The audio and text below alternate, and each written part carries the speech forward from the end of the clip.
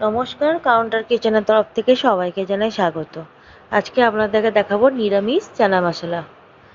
আমি এখানে 3 কলা সর্ষের তেল দিয়ে চিকেনের মধ্যে আমি একটা কাঁচা লঙ্কা কুচি করে দিয়েছি, একটা তেজপাতা দিয়েছি।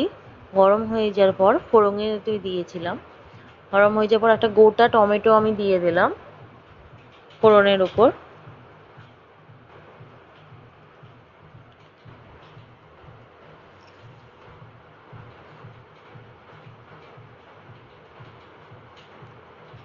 দিয়ে আমি এখানে অর্ধেক চামচের মতো নুন দিয়ে দিলাম যাতে টমেটোটা গলে যায় তাড়াতাড়ি।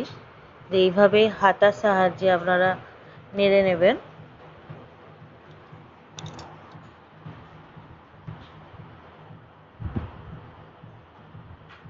তারপর অর্ধেকটা গুঁড়ো হলুদ দিয়ে দিলাম, অর্ধেক চামচের মতন।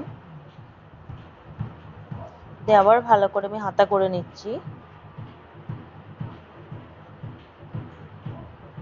একটু হাতার সাহায্যে, খুন্তির সাহায্যে আমি টমেটোটা গলিয়ে নিচ্ছি। এখানে আমি অর্ধেক চামচের মতন আদা, অর্ধেক চামচের মতন জিরে, অর্ধেক চামচের মতন ধনে সব বেটে রেখেছিলাম, আর তার সাথে একটু শুকনো লঙ্কাও দিয়েছিলাম। গোটা শুকনো লঙ্কা সব একসাথে বেটে নিয়েছিলাম।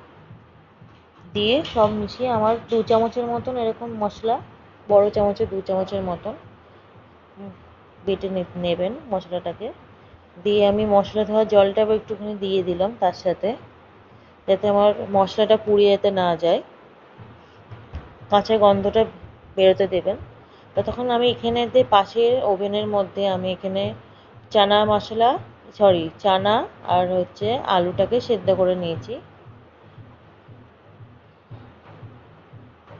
দেখুন, ঠিক চানাটা এইভাবে সেদ্ধ হবে, যাতে হাত দিয়ে চিপলেই এইভাবে মেল্টের মতন হয়ে যায়, পেস্টের মতন হয়ে যাচ্ছে হাত দিয়ে চিপলে। দেখুন মশলাটা আমার হয়েই এসেছে। এর মধ্যে এবার আমি চানা আর আলুটাকে ঢেলে দেবো সেদ্ধ করা। আমি নুন দিয়ে সেদ্ধ করে রেখেছিলাম, পরিমাণ মতন আপনারা যেরকম নুন পছন্দ করেন সেভাবে আপনারা নুন দেবেন। এটা আমার 4জন মানুষের মতন আমি চানা মশলা করছি। ভালো করে আমি মশলার সাথে মাখিয়ে নিচ্ছি। আমি জল সমেতই দিয়েছি, কুকারে যেটা দিয়ে সিদ্ধ করেছিলাম অল্প পরিমাণে আমার জলটা আছে, জল সমেত দিয়ে দিলাম। আপনারা ভালো ছেঁকে দিতে পারেন। আলু দিলে একটুখানি খেতে ভালো হয়। আলু আপনারা যদি পছন্দ না করেন নাও দিতে পারেন, শুধু চানাটাই দিতে পারেন। চানাকে একটু ভিজিয়ে রাখবেন, দেখবেন খুব তাড়াতাড়ি সেদ্ধ হয়ে যাবে। সকালে ভিজিয়ে রেখে রাতে করবেন, তাড়াতাড়ি সেদ্ধ হবে। আপনারা এইভাবে করবেন। দেখুন আমার জল শুকিয়ে গেছে। জল শুকিয়ে যাওয়ার পর এইভাবে কষা কষা এইভাবে আমার হয়ে গেছে, কড়াতে লেগে লেগে যাওয়ার মতন। এরপর আমি গ্রেভি করার মতন আমি গরম জল দিয়ে দেবো। আপনারা যেমন গ্রেভি পছন্দ করেন সেরকম গরম জল দেবেন। আমি যেইভাবে দেখাচ্ছি আপনারা রান্নাটা ঠিক সেইভাবেই করবেন। আশা করি আপনাদের ভালো লাগবে খেতে। আর যদি ভালো হয় আমাকে প্লিজ আপনারা কমেন্ট করে জানাবেন।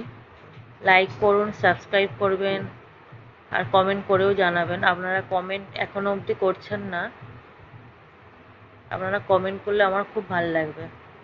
প্লিজ আপনারা কমেন্ট করে জানান যে আপনারা রান্নাগুলো করছেন কি না। তবে তো আমি নিত্য নতুন রেসিপি নিয়ে আসতে পারবো আপনাদের কাছে। দেখুন কি সুন্দর নিরামিষ বলে কেউ বলবে? কি সুন্দর নিরামিষ নিরামিষ দিনে এরকম লাল লাল চানা মশলা, দারুণ টেস্ট হয় খেতে।